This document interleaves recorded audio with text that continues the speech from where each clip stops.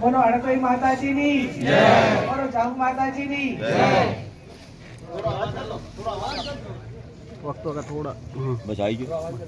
આજે આપ સૌની વચ્ચે લોકસભાની ચૂંટણી વખતે ભાઈ શ્રી પ્રહલાદભાઈએ જે માનતા કરેલી હતી કે બેન જીતશે તો અહીંયા શ્રીફળ આવીને માતાજીની માનતા પૂરી કરશે જણાવીને આપ સૌની વચ્ચે અહીંયા આમંત્રણને માન આપીને વધારેલ છે આ ભાઈ શ્રી અમરસિંહભાઈ, આદરણીય સુરસિંહજી જેણે માનતા રાખી છે, ભાઈ શ્રી પ્રહલાદભાઈ, કુંવરસિંહજીભાઈ, આપણા ગૌસ્વામી લાલુગીરી બાપુ, આપ સૌ આયોજકો,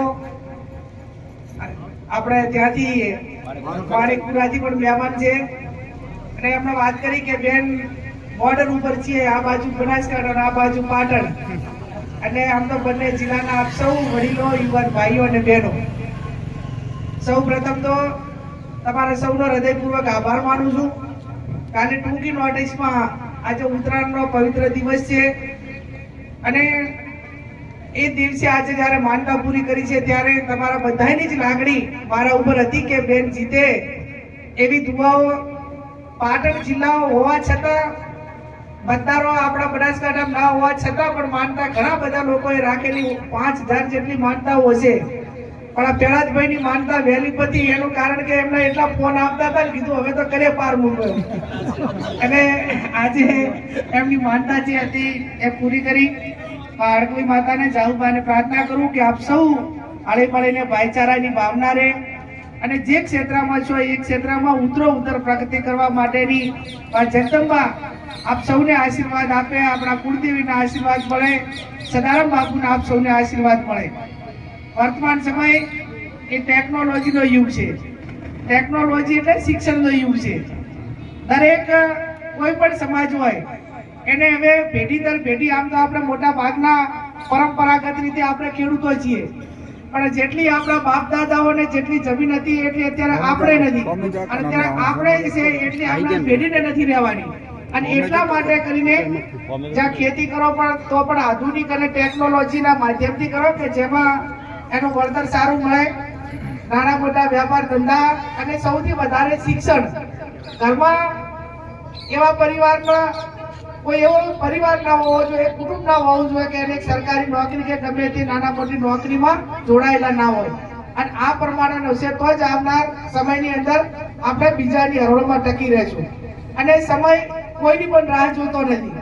આજે આપણે અમે આ બાજુ આવીએ એટલે અમને ખૂબ આમ હરિયાળું લાગે, પણ હવે અમારે એ બાજુ વર્ષો પહેલા એવું હતું કે ત્યાં દુષ્કાળ ઉપર દુષ્કાળ પડતા, કોઈ સિંચાઈની પાણીની વ્યવસ્થા નથી અને લોકોને સ્થળાંતર કરીને બીજે મજૂરીએ જવું પડતું, અને એવા સમયમાં બીજે મજૂરી કરીને પણ જમીનો હાચવી તો અત્યારે બનાસકાંઠાની અંદર સૌથી વધારે હરિયાળું અને સૌથી મોટી ઉપજ જે વાવ તાલુકામાં કેનાલોના કારણે આજે ત્યાંના લોકોને ખૂબ આર્થિક રીતે સદ્ધર છે, અને કોઈ લોનો પણ માફી છે, ભલે આ બાજુ આર્થિક રીતે વર્ષોથી પિયત ના બધું, પણ માથે દેવાના ડુંગર, અને દેવાના ડુંગરના કારણે જે પેઢી દર પેઢી આપણે જે સ્વનિર્ભર આખો પરિવાર કે સમાજ કરવાનો છે ક્યાંક ને ક્યાંક નાના મોટી મુશ્કેલીઓમાં આપણે મુકાઈ અને એક જિંદગી એક ખાલી રાબેતા મુજબની જીવીએ છીએ। એટલે જ્યાં અંધશ્રદ્ધામાંથી દૂર રહેવું પડે, આપણી આસ્થા એ 100% છે। જેને પણ માનતા, ધારો કે પ્રહલાદભાઈએ માનતા કરી તો આટલા સુધી મારી આવવા માટેની ફરજ છે, અને ખરેખર હું તમને બધાને અભિનંદન આપું છું।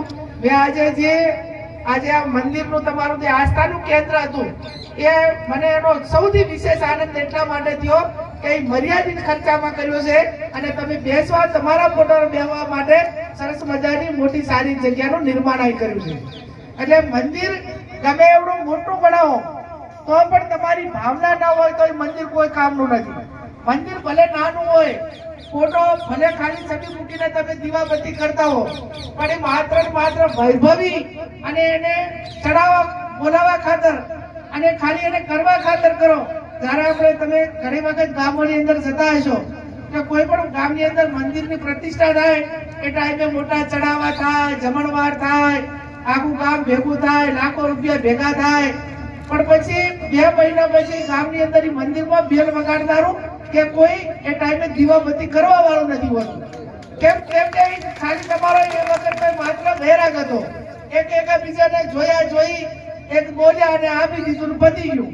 આસ્થાના પ્રમાણમાં રોજ સાંજ સવાર અગરબત્તી કરો, તમારા ઈષ્ટદેવને પ્રાર્થના કરો અને ભગવાન આપણને સૌને સંપની ભાવના આપે. જે આપણે પ્રાર્થના કરતા હોઈએ તે પણ પરિવારને સ્વનિર્ભર કરવા માટે કે બીજાની હરોળમાં ટકી રહેવા માટે કઠોર પરિશ્રમનો કોઈ વિકલ્પ નથી. જ્યાં સુધી તમારો કઠોર પરિશ્રમ નહીં હોય, આ બધાને જ દુનિયાની અંદર જેટલા પણ સફળ માણસો છે એ બધાને 24 કલાક આપે છે. તમને 24 કલાક ભગવાન આપે, મને 24 કલાક આપે અને કોઈ પણ જેટલો માણસ માત્ર છે એને બધાને 24 કલાક આપે. હવે 24 કલાકનો સદુપયોગ એ આપણે કઈ રીતે કરવો એ આપણે એનું ટાઈમ ટેબલ હોવું જોઈએ કે ભાઈ હું સવારે 5 વાગે ઊઠું, ત્યાંથી કરીને આજે ઊંઘું ત્યાં સુધીનું મારું રાબેતા મુજબનું કામ એ કેવું હોવું જોઈએ. જે હોય એ એકદમ ગુણવત્તા વાળું, લાગણી વાળું. તમે કોઈ પણ કામ, ચાહે ખેતી કરો, ચાહે શિક્ષણ કરો, ચાહે ધંધા રોજગાર કરો, કોઈ પણ ક્ષેત્રમાં, પણ તમે દિલથી મન મૂકીને એના ઉપર લાગણીથી કામ ના કરો તો એની અંદર કોઈ દિવસ પરિણામ આવે નહીં. અમારે એ બાજુ કહેવત છે કે તમે હરફાણું એટલે એમ કે રોતા રોતા માળે ચડાવો તો એ ગોળા બધા ગામમાં જાય કે ધારમાં જાય નહીં. એટલે કોઈ પણ કાર્ય કરો, કોઈ પણ ક્ષેત્રની અંદર એ તનતોડ મહેનત કરો, મહેનત એવી કરો કે જે પરિણામ લક્ષી હોય અને જે બાજુ દેશ દિશા તરફ આપણને કંઈક મળવાનું છે, ચાહે શિક્ષણ હોય, ખેતી હોય, ધંધો રોજગાર હોય, એ પણ એવું કરો કે જેની અંદર આપણે સારા એવા પ્રમાણમાં એનું પ્રોફિટ અને વળતર મેળવીને આપણે પોતે સ્વનિર્ભર બની શકીએ અને સારું બાળકોને શિક્ષણ આપી શકીએ. મેં ફરી પણ કહું છું કે શિક્ષણ એ એક એવું આપણી જડીબુટી છે, એક એવું સાધન છે, એક એવું હથિયાર છે કે તમારો ગમે એટલો ચડાવ ઉતાર હોય, આર્થિક તમે એક પેઢી ખૂબ સુખી છો, પણ આર્થિક સદ્ધરતા, સત્તા, સંપત્તિ આ સમયના સંજોગો પ્રમાણે હોય છે.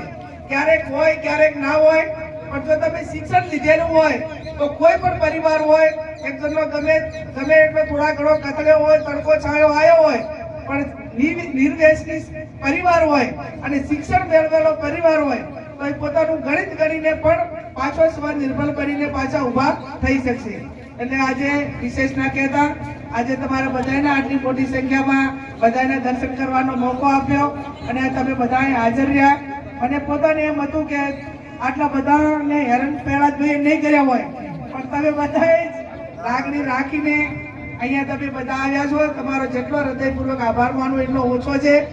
મારા લાયક કોઈ પણ કામકાજ હોય તો કહેજો. આવનાર સમયની અંદર જ્યાં પણ નાના મોટા કાર્યક્રમો, શિક્ષણ ના હોય, સામાજિક હોય, રાજકીય હોય કે કોઈ પણ નાના મોટું મારા લગતું કોઈ પણ ટાપુ હોય તો 100% ધ્યાન દોરજો. પૂરું કરવા માટેનો તમને બધાને મદદરૂપ થવા માટેનો પ્રયત્ન કરી ફરી આપ સૌ અહીંયા જવાબદાર આગેવાનો હાજર રહ્યા, આપ સૌ હાજર રહ્યા એ બદલ આપ સૌનો હૃદયપૂર્વક ખૂબ ખૂબ આભાર માનું છું.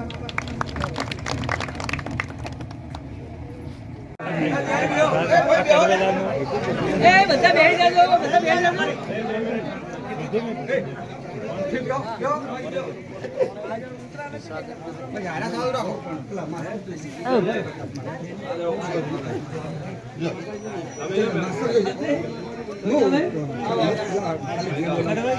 બોલ શ્રી અડકમાઈ માતા કી જય. હલો, જોરદાર આપણે જયકાર કરશું. બેન શ્રી આપણી પવિત્ર ભૂમિ પર અહીંયા વધાર્યા છે. બે હાથ ઊંચા કરી બોલો શ્રી અડકમાઈ માત કી જય. જ્યારે બનાસકાંઠાની વાત હોય કે ઉત્તરમાં અંબાજી આસન, ઉત્તરમાં અંબાજી આસન, પાલનપુરમાં પાતાળેશ્વર પૂજાતા પરમેશ્વર, રણના કાંઠે કરે રઘોપા નરેશ્વરથી નાતો, સૌથી પ્યારો, સૌથી ન્યારો અમારો બનાસકાંઠો. એવા બનાસકાંઠાના આપણા સિંહણ નામથી અને સૌએ ગુલામનું નામ ધારણ કર્યું છે બેનશ્રી કે બનાસની બેન. એવા બેનશ્રી અહીંયા આપણી પવિત્ર ભૂમિ પર વધાર્યા છે. એ બદલ અમે તમને ખૂબ જ સ્વાગત કરીએ છીએ. અને આગળના કાર્યક્રમમાં આપણી ભારતીય સંસ્કૃતિ પરંપરા મુજબ વધારેલ મહેમાન શ્રીઓનું અહીંના સ્થાનિકો આગેવાનો વતી સ્વાગત કરીશું. સૌપ્રથમ બેન શ્રીનું સ્વાગત ગામના આગેવાનો દ્વારા કરવામાં આવશે. ભરતજી અને આગેવાનો દ્વારા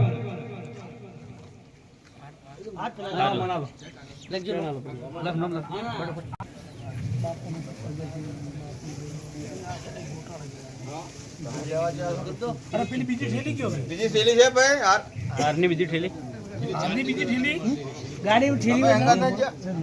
એ ભાઈ ઈ ઠેલી ઠેલી છે